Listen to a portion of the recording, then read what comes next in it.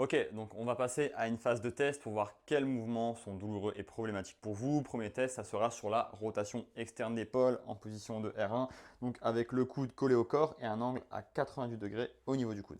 Donc je vais me mettre ici dans la même position contre le mur et je vais forcer sur le côté qui est gênant, sensible.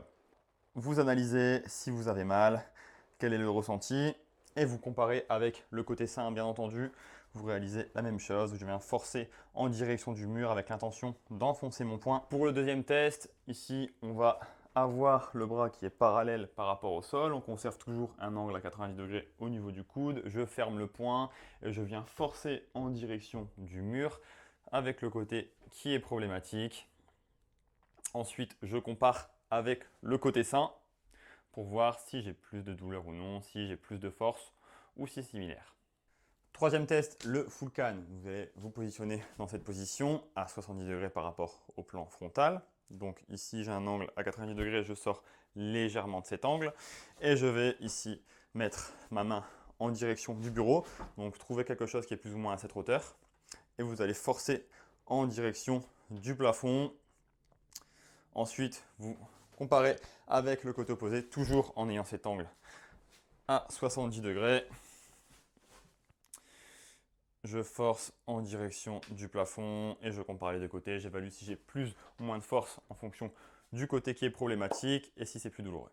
Le quatrième test, ça va être le T au mur. Donc ici, je vais conserver l'épaule en rotation externe, donc avec le pouce qui est vers l'arrière. Je garde le bras bien tendu et je mets encore une fois l'intention de pousser le mur avec mon poing. Ensuite, je compare avec le côté sain, bien entendu, et j'évalue si j'ai plus ou moins de force, plus ou moins de douleur sur les deux côtés.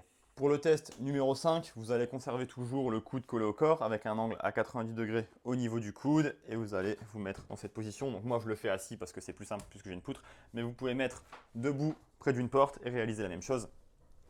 Et je viens ici forcer en rotation interne, donc avec l'intention d'enfoncer ma paume de main ou mon poing en direction de la poutre, donc vers l'intérieur. Et ensuite, je compare avec le côté sain et j'évalue encore une fois si j'ai plus ou moins de douleur sur le côté qui est problématique et si j'ai plus ou moins de force. En fonction du mouvement qui a été douloureux, on vous propose maintenant une séquence d'isométrie sur le mouvement qui est problématique.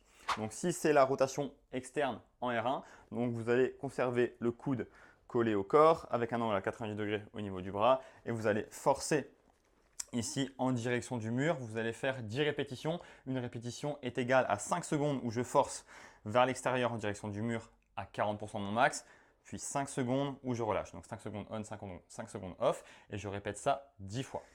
Si c'est la rotation externe en R2 qui vous a posé problème, vous allez vous positionner avec le bras parallèle au sol, toujours un angle à 90 degrés au niveau du coude. Je ferme le poing et je vais forcer en direction du mur sur 10 répétitions, une répétition étant égale à 5 secondes où je force à 40% de mon max en direction du mur et 5 secondes où je relâche. Donc 5 secondes on, 5 secondes off, 10 fois. Si c'est le mouvement de full can qui est problématique pour vous, vous allez pouvoir vous remettre dans la même position. Donc ici je suis à 90 degrés, je sors de l'angle, je me mets à 70 degrés et je force en direction du bureau 5 secondes à 40% de mon max, puis je relâche 5 secondes et je fais ça 10 fois. Donc pour récapituler, ici, une répétition est égale à 5 secondes on où je force à 40% de mon max en direction du bureau.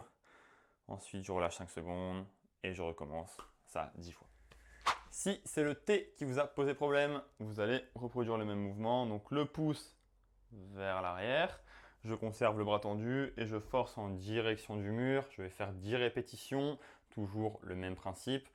Une répétition est égale à 5 secondes on où je force en direction du mur à 40% de mon max, puis 5 secondes où je relâche et je répète ça sur 10 répétitions.